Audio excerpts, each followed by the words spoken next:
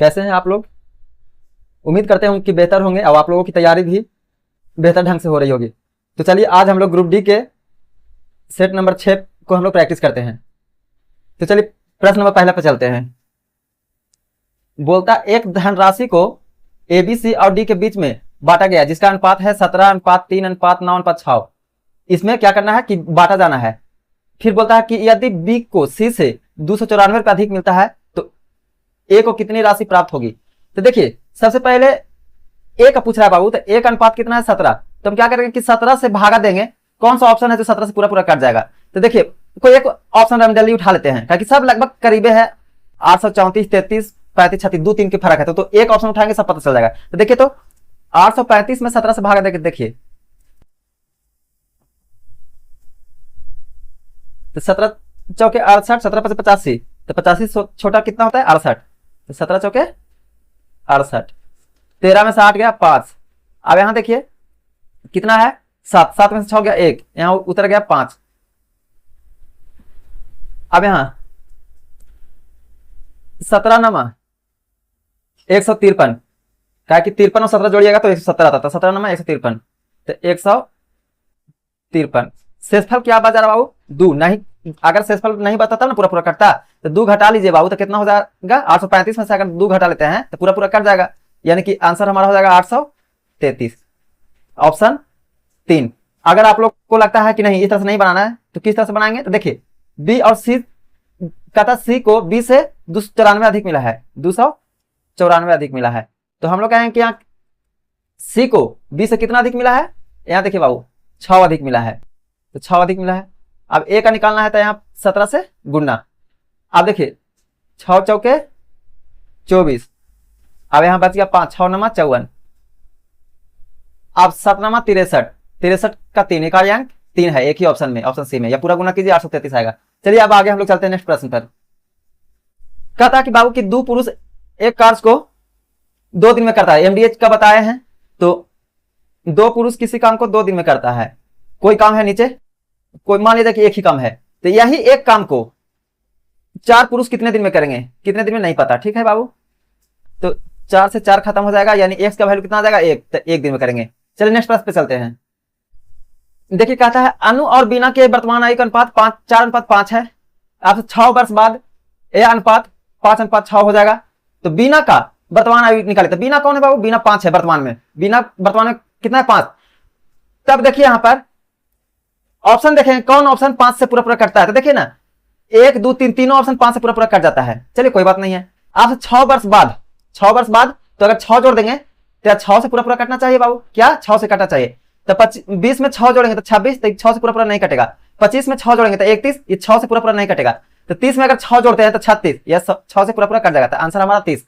चलिए अगर इस तरह से नहीं लगता है, अगर बेसिक से बनाना तो देखिए ऐसे एग्जाम में हम लोग इस तरह से नहीं करेंगे बाबू, बनाना है जहां पे आसान लगेगा वहीं बनाएंगे। लेकिन फिर भी देखिए अनु और बीना, अनु का है 4, बीना का है 5 वर्तमान में बाबू।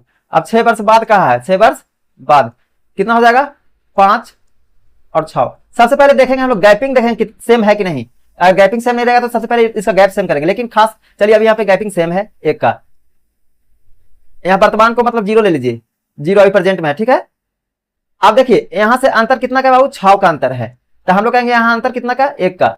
अब बोला है बाबू वर्तमान निकालने बीना का ना, तो वर्तमान में कितना है 5, तो 5 से गुना कर दीजिए, तो 6 5 30, 30 है ना आंसर। चलिए आगे चलते हैं नेक्स्ट प्रश्न। देखिए लगता है कि ग्रुप डी वालों को इस प्रश्न से बहुत प्यार है। हर बार यह प्रश्न दे ही रहा है कि एक आयत है, एक आयत है और इसके अंदर एक बिंदु है क्या P।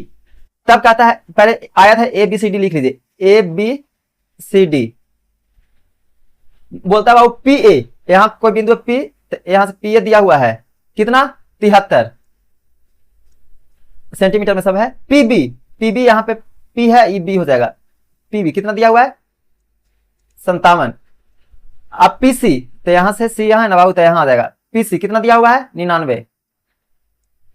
अब पीडी की लंबाई निकालने का है, पीडी की लंबाई निकालने का है, नहीं पता है यहाँ पे एक्स मान लीजिए, यहाँ पे कोई बिंदु था पी। ठीक है, देखिए ये बड़ा बड़ा प्रश्न है बाबू, तो एग्जामिनर भी चाहता है कि आप लोग का सिर्फ दिमाग चेक करता है, इसलिए इतना बड़ा बड़ा जब दे दिया है तो ऑप्शन में जो भी है इकाई अंक सब अलग अलग दिया है, ठीक ना। तो इसका सबसे पहले होता है कि देखिए ये पूरा कर्ण है ना एसी तक, ये पूरा कर्ण है बीडी तक। तो पहले कहा क्या पी ए आधा कर्ण और पीसी आधा कर्ण, दोनों को जोड़ेंगे तो पूरा कर्ण होगा। तो क्या करेंगे कि होता है इसका एक फॉर्मूला पी ए के स्क्वायर प्लस पीसी का स्क्वायर बराबर पीडी का स्क्वायर प्लस पीबी का स्क्वायर, ठीक है। अब देखिए बाबू पीए ए कितना है 73, तो 73 का स्क्वायर हमको नहीं याद है, लेकिन इकाई अंक याद है ना जी, 73 गुने 73, तो इकाई अंक 3 गुने 3 कितना हो जाएगा, यहाँ पे एक इकाई अंक है बाबू 3, तो कितना हो जाएगा 9, स्क्वायर इसका कितना हो जाएगा 9। सी पीसी कितना है बाबू 99, तो 99 यानी सी है यहाँ 9, तो 9 का स्क्वायर कितना हो जाएगा 81, 81 का इकाई अंक 1। अब यहां देखिए पीडी, पीडी नहीं दिया हुआ है तो एक्स का स्क्वायर है, ठीक है, प्लस पीबी कितना है बाबू 57, 57 का इकाई अंक कितना है बाबू 7, तो 7 का स्क्वायर कितना होगा 49, 49 का इकाई अंक 9। अब देखिए बाबू यहाँ 9 1 10, 10 में से 9 घटेगा तो कितना हो जाएगा बाबू 1, तो एक्स स्क्वायर बराबर है बाबू 1। तो देखिए यहां पे सबसे पहले अगर x बराबर हो जाएगा तो √1, √1 मतलब इसका वर्गमूल क्या क्या हो सकता है, 1 का स्क्वायर हो सकता है और 9 का स्क्वायर, तभी तो वर्गमूल, वर्गमूल किसका किसका हो सकता है 1 का या 9 का। तो यहां कितना है बाबू, ऑप्शन में तो 1 है नहीं, अगर ऑप्शन में 1 नहीं है लेकिन 9 है तो आंसर क्या हो जाएगा 109।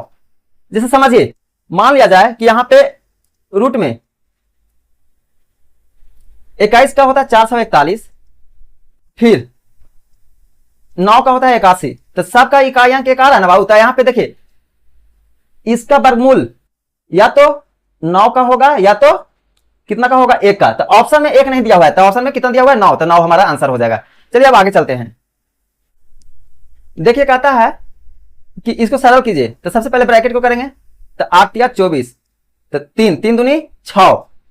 अब देखिए फिर ब्रैकेट के बाद का वैल्यू होगा, तो 6 3 18, ठीक, 18 18 36, 36 में 6 हो जाएगा 32, नहीं सॉरी 36 में से 6 हो जाएगा 30 ना होगा जी, जुबान है फिसल जाता है, क्या करें, ऑप्शन ए। चलिए आगे चलते हैं।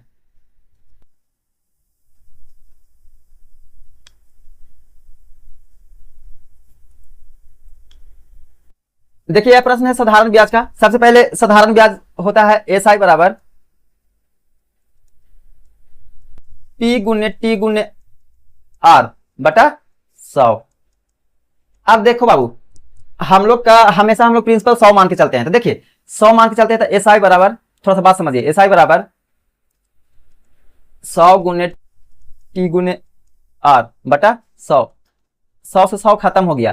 तो देखिए एसआई में अगर ब्याज और समय गुना कर दें तो वो एसआई के भी बराबर हो जाएगा, क्या होगा एसआई के बराबर, मतलब टीआर बराबर एसआई का ही है या एसआई बराबर टीआर का ही है, ठीक ना।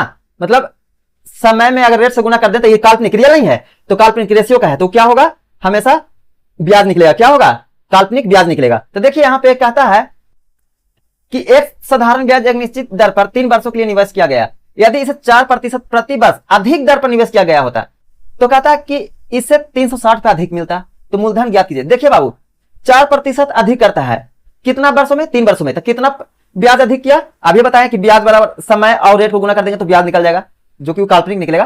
तो कितना ब्याज हो गया 4 तिया 12 अधिक ब्याज हो गया, यहां समय 3 है और कितना बाबू 4 बढ़ रहा है ना, तो ब्याज 12, तो बढ़कर ब्याज कितना मिला प्राप्त हुआ बाबू 360, तो हम लोग कहेंगे यहां से कितना ब्याज प्राप्त हुआ 12 प्राप्त हुआ। और हम लोग हमेशा प्रिंसिपल को 100 मानते हैं, तो यहां मूलधन ही पूछा, प्रिंसिपल पूछा है तो 100 से गुना करेंगे।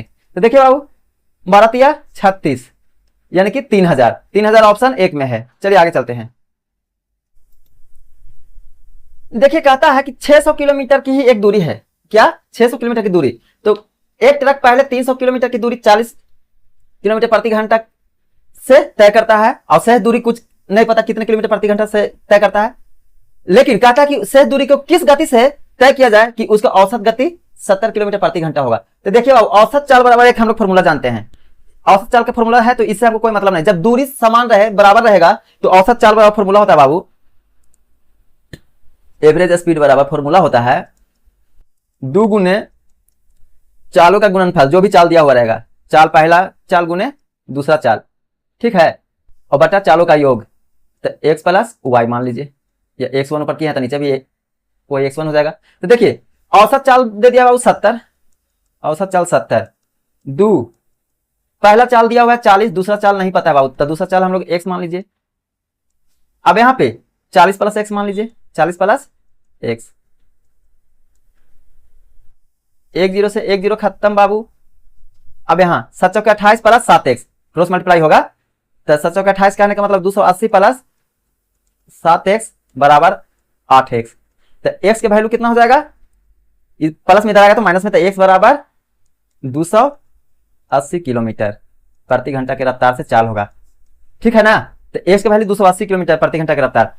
तो आप देखिए कहता कि अगर हम 280 किलोमीटर प्रति घंटा की रफ्तार से तय करेंगे तब उसका औसत चाल 70 किलोमीटर प्रति घंटा हो जाएगा। चलिए आगे चलते हैं। देखिए कहता है साइन 45 डिग्री और कोसेक 45 डिग्री का मान बताइए। तो देखिए साइन 45 का मान होता है क्या, 1/2 √2, ठीक है। तो कोस 45 तो साइन का उल्टा कोस होता है, तो √2 हो जाएगा। तो यहाँ पे देखिए यहाँ साइन 45 डिग्री का मान बाबू 1/√2 गुना कोस 45 डिग्री का मान बाबू √2, √2 से √2 खत्म, तो बच गया कितना 1, तो आंसर हमारा 1 हो जाएगा। आगे चलिए।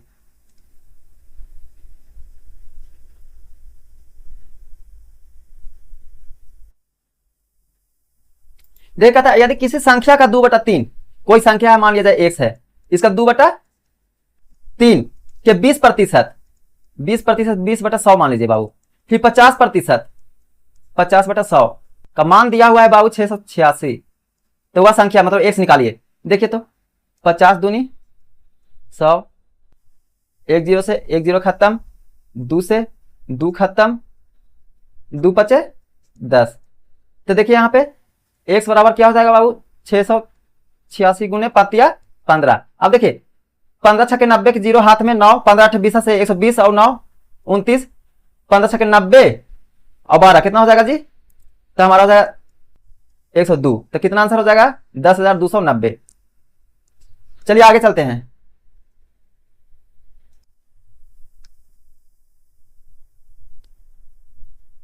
देख क्या था कि यदि 7 अंकों की संख्या इतना जो 11 से विभाज्य है, ठीक है, तो कहता कि इसमें p का मान क्या होगा। तो देखिए बाबू सबसे पहले 11 से विभाज्य का एक नया नियम बताते हैं हम। सबसे पहले लिख लीजिए इसको 7 8 p 3 9 4 5 बाबू जोड़ा बना लीजिए। इस तरह से क्या करेंगे, जोड़ा बना लेंगे। तो यहां पे जोड़ा नहीं है तो इसके आगे 0 रख देंगे तो कोई संख्या परिवर्तन नहीं होगा बाबू। तो सबसे पहले क्या करेंगे, इससे अंतर करते जाएंगे। अंतर करने के बाद जो भी बचेगा या तो 0 आ जाना चाहिए, या तो 11 आना चाहिए, या 11 के मल्टीपल आना चाहिए, 22 33 44 कुछ भी, ठीक है। तो देखिए सबसे पहले यहां पे क्या करेंगे, 5 में से 4 जाएगा बाबू तो कितना बचेगा, प्लस में 1। 9 में से 3 जाएगा तो कितना बचेगा बाबू, प्लस में 6। अब यहां पे नहीं, 7 में से 0 जाएगा बाबू तो कितना बचेगा, 7 ही बचेगा। तो जोड़िए तो बाबू 6 1 7 7 7 14। तो देखिए 14 आ रहा है बाबू, लेकिन हमको या तो 0 बनाना है या तो 11 करना है।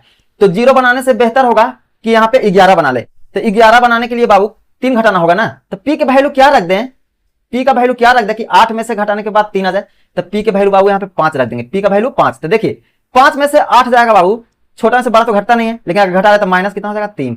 तो देखिए अगर 3 घटाते हैं तो 11 आ गया ना बाबू, है ना आसान। तब p का वैल्यू कितना बाबू 5। अगर समझ में आया होगा बाबू तो ताली बजा दीजिए, सब्सक्राइब कीजिए और ताली बजा दीजिए। चलिए आगे चलते हैं। देखिए इस तरह से कहता है कि 4 के पहले 9 गुणजों का औसत, 9 का है 20 का है, उससे कोई मतलब नहीं, तो कोई फॉर्मूला का जरूरत नहीं है। अगर देखिए गुणजों मतलब पहाड़ा कहता है जी, 9 का 4 का 4 4 दूनी 8 4 12 इस तरह से। तो अगर कहता है इसका योग, इसका क्या कहता है योग, औसत ना कह के योग कहता। तो सबसे पहले क्या करते बाबू कि यहां देखिए कितना गुणज कह रहा है, जितना कहेगा उसे 1 बढ़ा के 4 से गुना कर देते हैं। तो कितना हो जाता है, 1 बढ़ाकर 10, 10 में 4 से गुना करते तो 40 हो जाता है। कब योग, लेकिन पूछा है बाबू औसत, तो औसत पूछा है तो 2 से भागा दे देंगे। तो 1 बढ़ा के 4 से गुना और 2 से भागा, तो 2 से भागा देंगे बाबू तो एवरेज बराबर क्या हो जाएगा 20, 2 से भागा देने के बाद एवरेज बराबर 20 हो जाएगा। तो ऑप्शन 4 में है। चलिए आगे चलते हैं।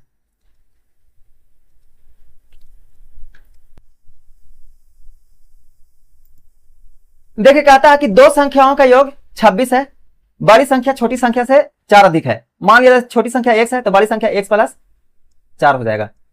अब इन दोनों का ना योग है बाबू 26, तो 26 तो जोड़ दीजिए।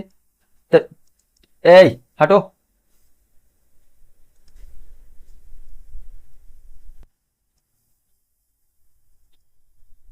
तो देखिए 2x बराबर हो जाएगा बाबू 22। कैसे? 4 प्लस में इधर आया माइनस में, तो x का वैल्यू हो गया बाबू 11। तो 4 ज्यादा ना बड़ी संख्या, तो 4 जोड़िए तो 15 आंसर आ जाएगा। अगर इस तरह से नहीं बनाना है तो इसका होता है दो संख्याओं का योग 26 दिया हुआ है और दो संख्याओं का अंतर ना है, जैसे हम हैं और आप हैं, कहने का मतलब कि मेरा 4 साल हो रहा है और आपका 8 साल, तक आप कहिए कि हम आपसे 4 साल बड़ा है, तो हम ये भी तो हो सकता है कि हम लोग दोनों के बीच का एज का अंतर 4 है। तो देखिए जब भी कहेगा इस तरह से तब क्या हो जाएगा कि बड़ी संख्या पूछेगा तो दोनों संख्याओं का योग प्लस दोनों संख्याओं का अंतर बटा 2 कर देंगे, वो संख्या निकल जाएगा। तब दोनों संख्याओं का योग है बाबू 26 और दोनों संख्याओं का अंतर 4 है और 2 से भागा दे देंगे तो बड़ी संख्या निकल जाएगा। तो बड़ी संख्या निकल जाएगा तो कितना हो जाएगा बाबू 15। ठीक है। छोटी संख्या पूछता तो दोनों घटा देते 11। चलिए आगे चलते हैं।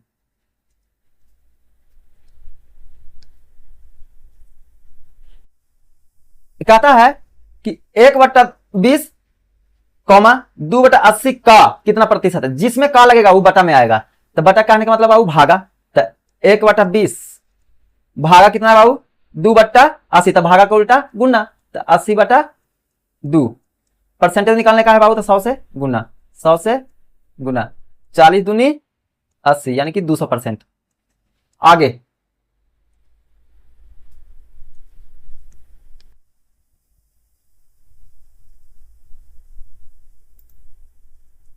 देखिए कहता है कि एक धातु की छड़ को 3 भागों में बांटा जाता है। पहला है ए और बी की लंबाई दिया हुआ है 9:14। अब सी और बी है तो हम उल्टा बोलेंगे बी और सी, तो बी और सी का दिया हुआ है 13:10। थोड़ा बोलने में अच्छा लगता है, मुंह पर हमेशा बैठा हुआ इसलिए। तो देखिए ए बी सी निकालिए पहले। आप छोड़िए ना वहां पे, सबसे पहले कहता कि अच्छा निकाल लीजिए जी, पहले निकालना जरूरी हो जाएगा यहाँ पर। तो ए के लिए हो गया 13 × 9 तो 117। बी का हो गया इस तरह से, तो 14 3 17 170 4 12 182। सी का हो गया 140। कहता तीनों क्या है बाबू योग पूछा है, तो तीनों के इससे योग करने के बाद कौन सा ऑप्शन है जो पूरा पूरा कट जाएगा।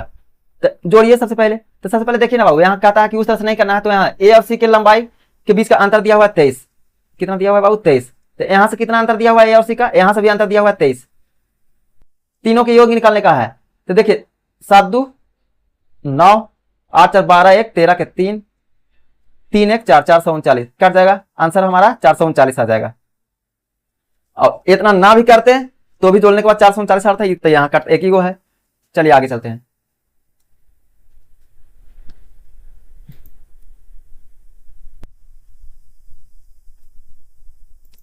देखिए कहता है एक समांतर चतुर्भुज के विकर्ण का अनुपात दिया हुआ है 3:4 और परिमाप दिया हुआ है बाबू 100 सेंटीमीटर। तो समांतर चतुर्भुज का क्षेत्रफल ज्ञात करने का है। तो सबसे पहले अब देखिए समांतर चतुर्भुज,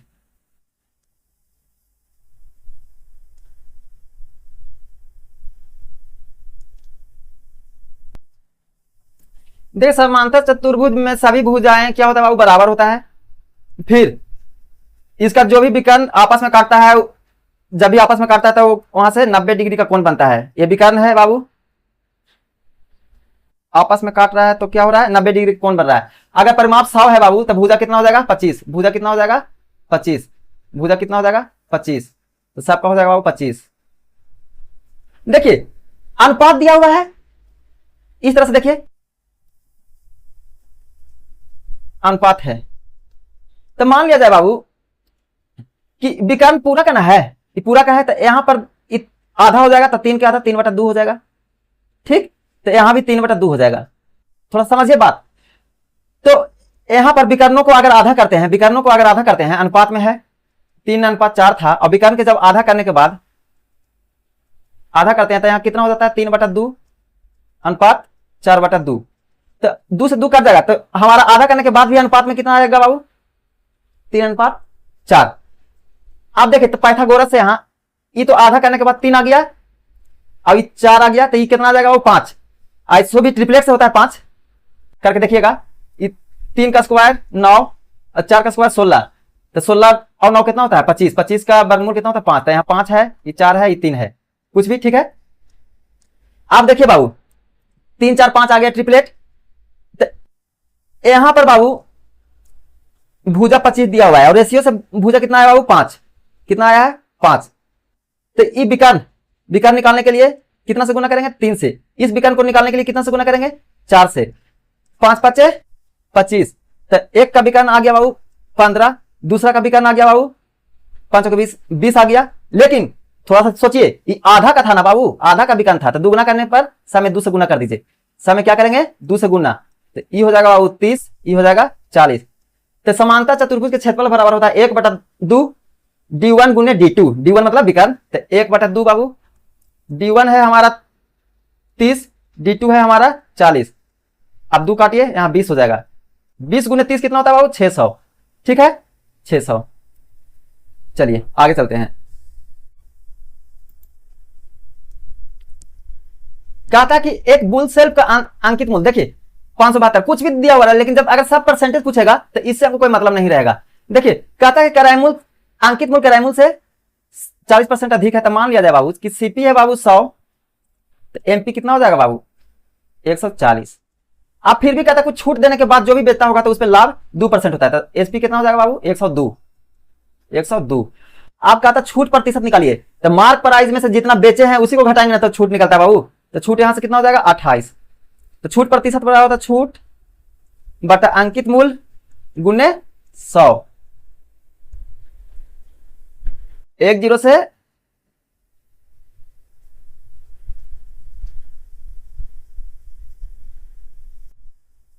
ए 38 होगा बाबू, सॉरी माफी चाहते हैं, 38। 10 से 10 खत्म, 2 से 7, 2 से 19, यानी 190/7। 7 दूनी 14, यहां बच गया 5, 7 7 49, 27 कहां है? यहां है, एक ही ऑप्शन में है 4। चलिए आगे चलते हैं।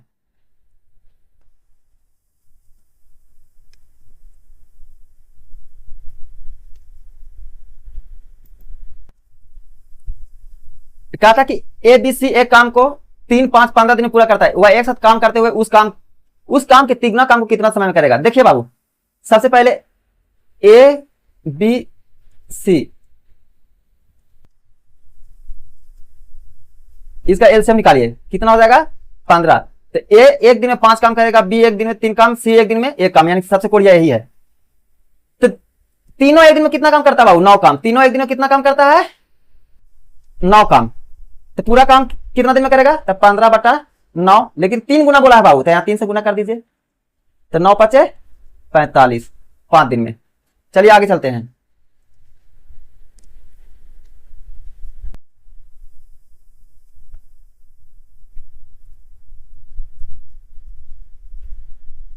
मेंसुरेशन में 5 सेट में यही एक सेट है जिसमें एक छोटा हल्का सा सवाल आया है। कहता है एक वृत्त की त्रिज्या इतना है तो क्षेत्रफल निकालिए, तो क्षेत्रफल पाई आर स्क्वायर। तो देखिए पाई आर स्क्वायर, ठीक है, 22/7 गुने 7 गुने 7, 7 दूनी 14, 7 दूनी 14, 15, 154। चलिए आगे चलते हैं।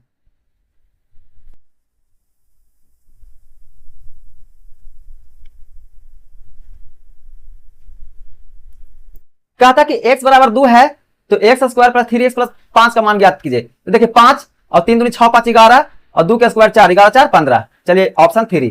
आगे चलते हैं।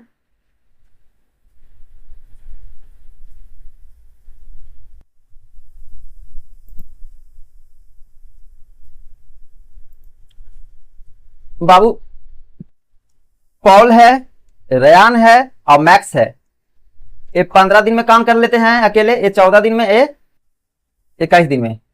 तो टोटल काम बाबू, तो सबसे पहले टोटल काम के लिए एलसीएम निकालना पड़ता है ना, तो सबसे बड़ा को लीजिए 21। आप देखिए 21 में ये 14 है, 14 तो 7 गुने 2, 7 से कट जा रहा है लेकिन 2 नहीं था, यहां 2 रख लीजिए। अब 15 में 15 को इस तरह से कर सकते हैं, 3 गुने 5, 3 से काट रहा है बाबू, लेकिन 5 नहीं था, 5 यहाँ रख लीजिए, 5 दूनी 10 यानी कि एलसीएम 210 आ गया। इन सभी को हटा दीजिए।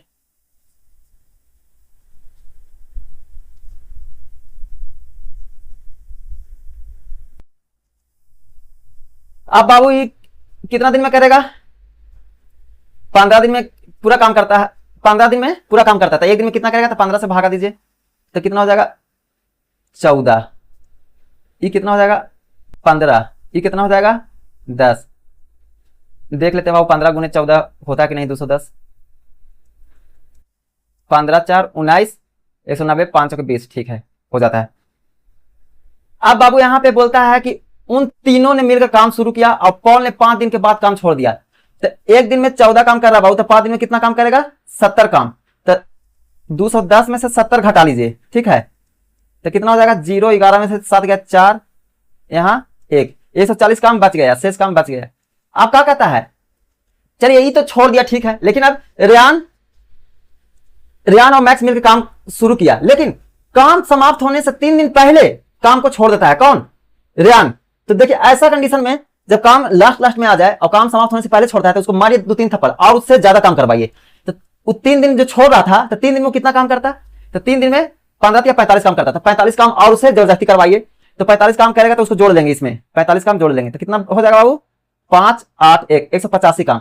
आप क्या करेंगे कि पूरा काम जो बचा हुआ था कितना दिन में होगा? तो आप तो छोड़ा नहीं, 3 दिन का भी काम करवा लिए, तो 25 से भागा दे दीजिए। ये एक दिन में 15 काम करता था रियान और मैक्स एक दिन में 10 काम, तो एक दिन में दोनों मिलकर कितना काम करता होगा? 25 काम, तो 25 से भागा दीजिए। तब यहां पे कितना हो जाएगा? 25 चौके 100, 25 8 200, तो 25 7 175। तो 7 वाला ऑप्शन एक ही है, तो यानी 7.4 हो जाएगा बाबू। चलिए आगे चलते हैं।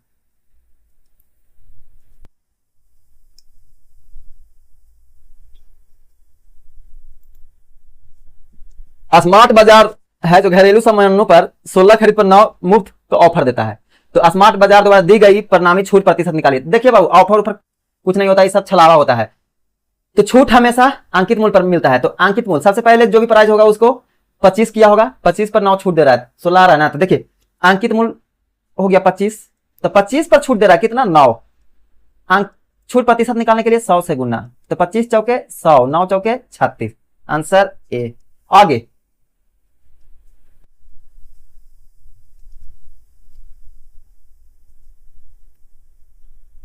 देखिए कहता है कि निशी 21 किलोमीटर प्रति घंटा की गति से एक शॉपिंग मॉल जाती है और वहां से 77 किलोमीटर प्रति घंटा की रफ्तार से वापस आ जाती है। तो उसकी औसत गति निकालिए। औसत चल कब होगा? जब जहां जाए वहां से आए उसका डिस्टेंस सेम रहेगा तो औसत गति निकलता है। तो औसत गति बराबर बाबू एवरेज स्पीड बराबर होता है 2xy बटा x प्लस वाई। तो देखिए 2 हो गया, 21 हो गया, 77 को लिख सकते हैं 11 गुने 7, ये भी लिख दीजिए, ठीक है। अब 77 और 81, 90 98, कितना? 98। 7 एकम 7, 7 चौके 28, 2 सते 14, 7 या 21, यानी औसत चाल है बाबू 33। चलिए आगे चलते हैं।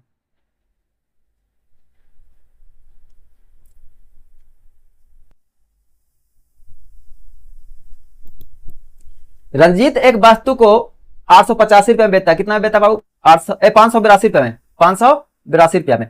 तो 20% लाभ होता है। 20% कहने का मतलब होता है बाबू 1/5, 5 के समान पर 1 पर लाभ हो रहा है, यानी कि 6 रुपए में बेचा होगा। तो क्रयमूल्य निकालने का रहता है। क्रयमूल्य कितना बाबू? 5। आप देखिए यहां 9 छक 54, 4 6 सते 42। अब देखिए 7 पचे 35, हाथ में 3, 9 पचे 45, 3 48, 485। आगे चलते हैं।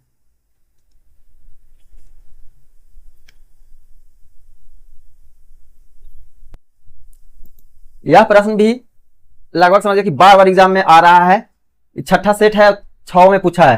तो देखिए कहता है कि एक वॉशिंग मशीन के लागत एक टीवी के लागत मूल्य से 50% कम है। तो मान लिया जाए कि यह है बाबू वॉशिंग मशीन और यह टीवी। तो टीवी 100 का है, तो वॉशिंग मशीन कितना का हो जाएगा बाबू? 50 का। आप देखिए अब एक एक वस्तु है, एक एक वस्तु का दाम है, तो कहता 6 वॉशिंग मशीन, तो 6 वॉशिंग मशीन का दाम कितना हो जाएगा 50 गुने 6, 50 गुने 6, और ये हो जाएगा 100 गुने 2, तो कितना हो जाएगा बाबू 300, ये हो जाएगा 200। टोटल मूल कितना है बाबू 500, टोटल मूल 500। लेकिन आप क्या कहता है कि वॉशिंग मशीन में 60% के वृद्धि कर दिया जाता है, तो 300 60%, 60%, और टीवी में 11% की कमी, 11% की कमी, तो माइनस में।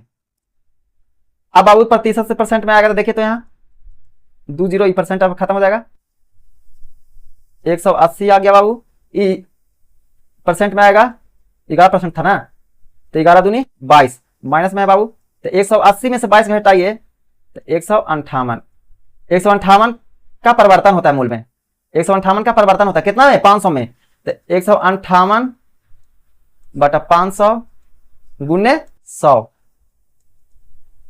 20 से 20 खत्म हो जाएगा, 5 दिया 15, 5 से कम 5, यानी 31 वाला होगा। चलिए आगे चलते हैं।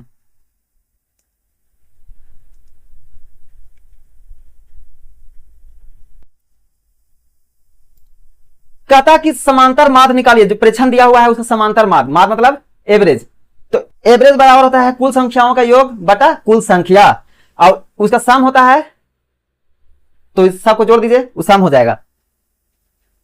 तो सम निकालने के लिए इकाई अंक लेके चलते हैं बाबू, ठीक ना।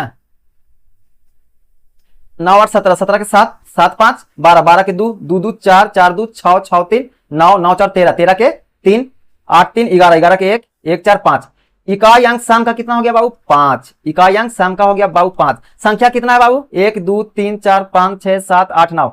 तो देखिए ये है हमारा बाबू क्या योग, और औसत यहाँ ऑप्शन में दिया हुआ है औसत, तो औसत में अगर संख्या टोटल संख्या से गुना कर देंगे तो वो हमारा योग होगा कि नहीं। तो अगर 9 से गुना करेंगे तो इकाई अंक कितना आ जाता है यहाँ पर बाबू 9 3 27, तो ये तो नहीं होगा। अगर 9 से गुना करेंगे तो इकाई अंक 0 हो जाएगा, 9 से गुना करेंगे तो 9 8 72, इकाई अंक 2 हो जाएगा। एक ही संख्या है कि 9 से गुना करेंगे तो 9 5 45 होता है, इकाई अंक 5 योग में। देखिए 5 यहाँ भी था, तो ऑप्शन सी। समय नहीं लगा बाबू, चलिए नहीं लगा होगा समय ज्यादा, और लगता होगा कि आपको इस सेट से कुछ भी सहायता मिला होगा, कुछ भी सीखने को मिला होगा, तो प्लीज आपसे रिक्वेस्ट है कि हमारे चैनल सिलेक्शन सूत्रा अकादमी को सब्सक्राइब कीजिए और अपने दोस्तों के बीच शेयर कीजिए। चलिए आज के लिए इतना ही, अब मिलते हैं अगले सेट में।